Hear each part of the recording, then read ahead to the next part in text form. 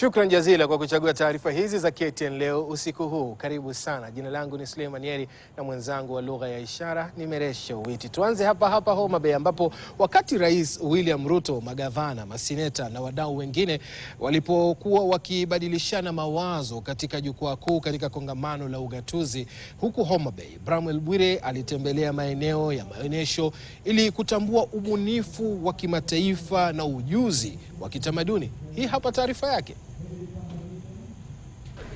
Kando na mijadala na hotuba zilizohusisha sera na mageuzi katika mfumo wa ugatuzi katika hema kuu la kongamano hili, Wakenya kutoka maeneo tofauti walikutana katika mahema mengine wakionyesha utamaduni wao.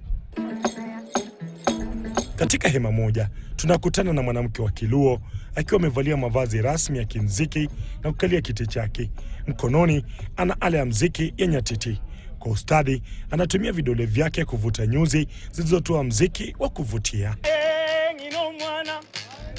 Kisha akapisha msanii kutoka jamii ya Bagusi, sauti yake nzito ikisimulia historia ya jamii yake, onyesho lake likisisimua wenyeji katika eneo hilo. Wagiriama nao hawakuachwa nyuma. Walifika kuonyesha namna wanavyosherehekea urithi wao kwa njia ya densi, wakijulikana kwa kunengua viuno kwa nguvu na kasi, kucheza ngoma kwa ustadi. Densi ya Wagiriama ilikuwa zaidi ya onyesho. Katika hema hilo pia Bi Janet akapata fursa kutuonyesha namna unga ulivyokuwa ukisagwa siku za jadi. Ile inafanya ni kusaga mahindi ili tuweze kupata unga. This is the traditional way ya kusaga mahindi kufanya unga. Bado inatumika, sio kote kwenye kuna mitambo ya kusagia. Lakini kwa wafinyanzi kutoka Kisii, kongamano hili la ugatuzi halikuafiki lengo walilolidhania. We've actually lost hope with the Kisii County government. Now what we are depending on now is the national government.